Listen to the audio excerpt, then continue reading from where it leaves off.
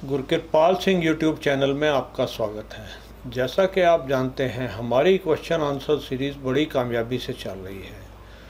रोज़ किसानों के नए से नए क्वेश्चन आ रहे हैं और मैं अपने एक्सपीरियंस के आधार पर उनके जवाब देने की कोशिश कर रहा हूं। तो दोस्तों, अगर आपके मन में भी कोई क्वेश्चन, कोई क्वायरी, कोई डाउट डेयरी रिलेटेड है तो आप मेरे से पूछ सकते हैं। इसके लिए मेरा व्हाट्सअप नंबर है 9013284749। इस नंबर पर आप वॉइस मैसेज व्हाट्सअप करें। और आप अगर मेरे से बात करना चाहते हैं तो सुबह 11:30 बजे से 1 बजे तक स्काइप पर कॉल कर सकते हैं। और इसके लिए जो मेरा मेल आईडी है वो सामने स्क्रीन पे दिया हुआ है। तो दोस्तों, हमारा एक मिशन चल रहा है कि जो भी नए डेयरी फार्मर जो नया काम स्टार्ट करना चाहते हैं और वो स्टार्टिंग में उनके पास में एक्सपीरियंस की बहुत कमी होती है, तो उन लोगों को घाटे में जाने से कैसे बचाया जाए। एक सबसे बड़ा क्वेश्चन ये आ रहा है लोगों का कि डेयरी फार्मिंग स्टार्ट करने का अच्छा टाइम कौन सा। तो भैया, डेयरी फार्मिंग स्टार्ट करने का, अगर आप भैंस की डेयरी करना चाहते हैं तो जुलाई अगस्त के पहले ना करें, क्योंकि जो जुलाई अगस्त का टाइम है उस समय के अंदर भैंस का रेट काफ़ी डाउन होता है। और इस वक्त जो टाइम चल रहा है ये डेयरी के लिए, नई डेयरी स्टार्ट करने के लिए बहुत ही बेकार टाइम है। इस वक्त इंटरनेट के ऊपर काफ़ी फ्रॉड लोग के ऑनलाइन बुकिंग कर रहे हैं। ऑनलाइन का झांसा दे करके जो भैंस, जो गाय किसी से कहां से फ़ोटो खींच के और नेट के ऊपर डाल रहे हैं, उनकी अपनी गाय भैंस भी नहीं है, और बढ़िया गाय भैंस को आधी रेट में दिखा करके नए लोगों को प्रलोभन दे करके उनसे बुकिंग करवा रहे हैं। तो ऐसे लोगों से बचना आज के तारीख में बहुत ज़रूरी है। सबसे बड़ी बात यह है कि अगर स्टार्टिंग के अंदर ऐसी बुकिंग में कोई बंदा फंस गया तो वो दोबारा निकल नहीं सकता। 2000, 5000, 10,000 में जितने भी बुक करवाएगा वो पैसे उसको शायद वापस लेने भारी पड़ जाएंगे, क्योंकि इस वक्त आना जाना सारा बंद है और ऐसे लोगों की भरमार नेट के ऊपर काफ़ी दिख रही है। तो मैं ये कहना चाहूँगा कि इस तरीके की बुकिंग से बचें। हाँ, अगर आपका कोई व्यवहारी आदमी है जिसको आप पुराने टाइम से जानते हैं तो उससे बुकिंग करवा सकते हैं, लेकिन आप उसको पूरी, आपकी जान पहचान पुरानी अगर है उस कंडीशन के अंदर। तो दोस्तों, चलो अपने वीडियो को आगे बढ़ाते हैं और आज का पहला सवाल लेते हैं। गोपाल सिंह जी, क्या हाल है? खैरियत से है? ठीक है। बस मैं आपका सब्सक्राइबर हूँ। मैं पाकिस्तान से बात कर रहा हूँ और आपकी जो भी वीडियो आती है मैं बड़े शौक से देखता हूँ।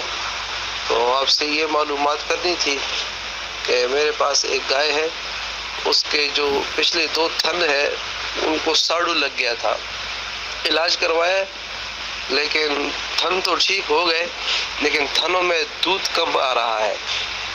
जिस तरह अगले थनों में दूध है तो उसके मुकाबले में पिछले थनों में दूध बहुत कम आ रहा है। तो इसके बारे में अगर आपके पास कोई देसी नुस्खा हो या कोई इस तरह इलाज हो तो आप बता दें, आपकी बड़ी मेहरबानी होगी, ताकि हम भी आपके इस इलाज से इस्तेफादा कर लें। बड़ी मेहरबानी। देखो भैया जी, ये जो आपने बताया है कि दोनों थनों में दूध कम आ रहा है, तो ये मेरे ख्याल में मैस्टाइटिस की प्रॉब्लम हुई है और वो अब पक चुकी है। लेकिन उसका दूध बढ़ाने के लिए आप एक काम कर सकते हैं। पहले दिन उसको आधा किलो देसी घी के अंदर 50 ग्राम काली जीरी दें। आधा किलो देसी घी, 50 ग्राम काली जीरी आप अपने जो है गाय को दे सकते हैं। और उसके बाद में दूसरे दिन से आधा किलो देसी खांड और 250 ग्राम नींबू, 250 ग्राम नींबू को आपने कूट लेना है और कूट करके आपको आधा किलो देसी खांड में मिला लेना है। देसी खांड अगर नहीं मिलती है तो आप गुड़ ले सकते हैं। कोशिश करें कि देसी खांड मिल जाए। तो आप इसको करीब 5 से 7 दिन दें तो आपका काफ़ी आराम मिलेगा। अगर आपको इसके अंदर फ़ायदा होता दिखता है तो आप 7 दिन बाद दोबारा आधा किलो घी और 50 ग्राम काली जीरी दे दें और उसके बाद में 7 दिन दोबारा आधा किलो गुड़ और 250 ग्राम नींबू कूट करके उसमें मिला करके आप दे दें तो आपको मेरे हिसाब से काफ़ी फ़ायदा होगा। तो आज का अगला क्वेश्चन लेते हैं।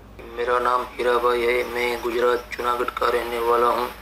मुझे जाफराबादी बफेलो की ब्रीडिंग के बारे में जानकारी चाहिए। सर, मेरा पहला सवाल है, मेरे पास 5 बफेलो है, तो मुझे एक ही बुल से एआई करवानी चाहिए या अलग अलग बुलों का चुनाव करना चाहिए?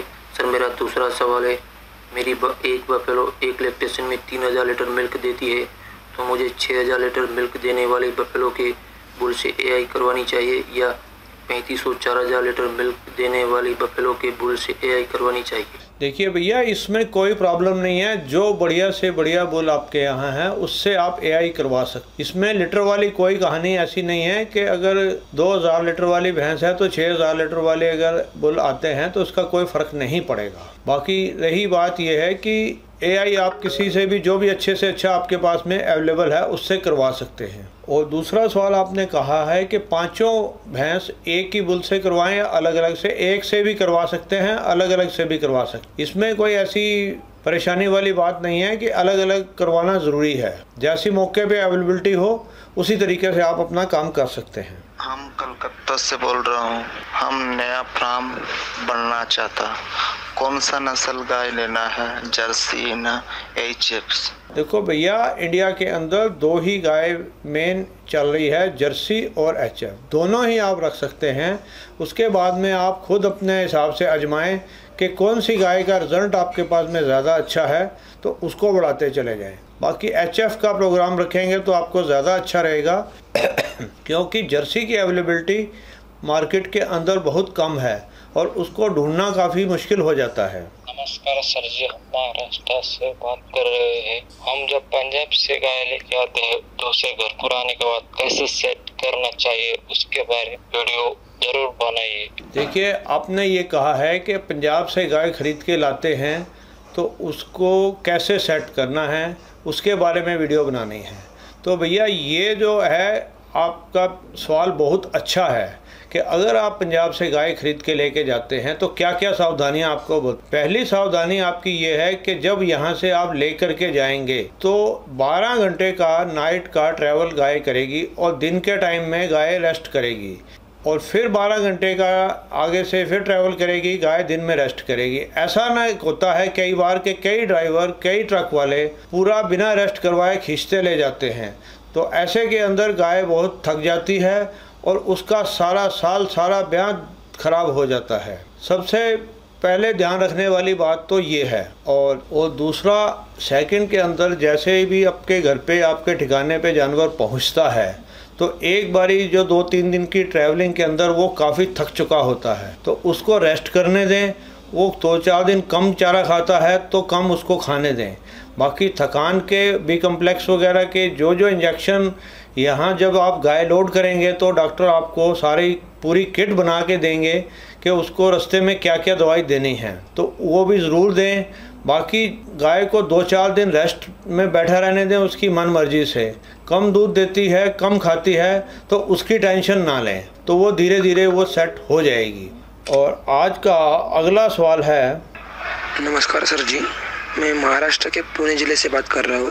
सर जी, हमें एक डेयरी फार्म खोलना था बफेलोज का, तो हमें उसके बारे में बेसिक जानकारी थोड़ी बहुत है, पर जैसे कि पूरे दिन का फीड क्या देना है, हरा चारा, सूखा चारा और दाना, और उसके बाद जैसे कि काफ को कितना मिल्क पिलाना है। हमें ब्रीडिंग पे काम करना है, अच्छी नस्ल सुधार पर, नस्ल आगे अच्छी होनी चाहिए, इसलिए उसके ऊपर भी थोड़ा काम करना है।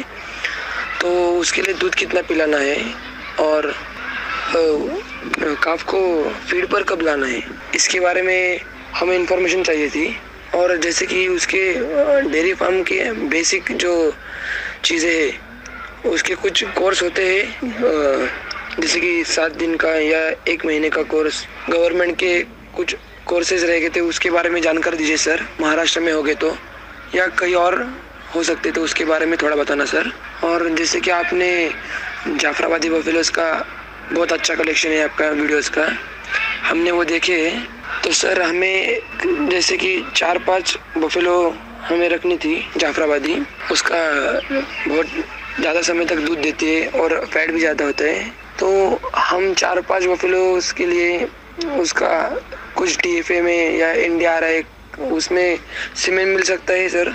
और हम तो 4-5 बफेलोज के लिए बुल नहीं रख सकते, तो इसीलिए सर सीमेंट से काम होता होगा या फिर उसके लिए दूसरा कुछ ऑप्शन क्या है वो बताना सर। देखो भैया, जो अभी कोर्सेज हैं जो 7 दिन, 15 दिन या 45 दिन वाले सारे कोर्सेज फ़िलहाल अभी बंद हैं, और जैसे ही लॉकडाउन खुलता है तो हम उसके लिए कोई ना कोई वीडियो ज़रूर बनाएंगे और आपको इत्तला कर देंगे कि कोर्स स्टार्ट हो चुके हैं। और आपका दूसरा सवाल है जाफराबादी भैंस के लिए, तो जाफराबादी भैंस ऑलरेडी जो है गुजरात के कुछ एरिए में ही मिलती है, तो उस एरिए के लोगों से आप संपर्क बनाए रखें, क्योंकि हमने काफ़ी फ़ोन नंबर जो है वीडियो के ऊपर रिलीज़ कर रखे हैं, तो उनसे आप व्यापारियों से, किसानों से तालमेल कर सकते हैं।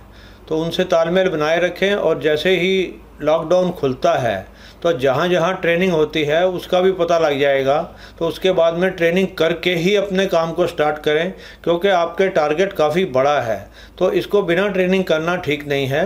तो दोस्तों, आज का वीडियो आपको कैसा लगा कमेंट सेक्शन में पोस्ट करें, और जो दर्शक चैनल पे नए हैं वो चैनल को सब्सक्राइब करें और पास लगा घंटी का बटन ज़रूर दबाएं।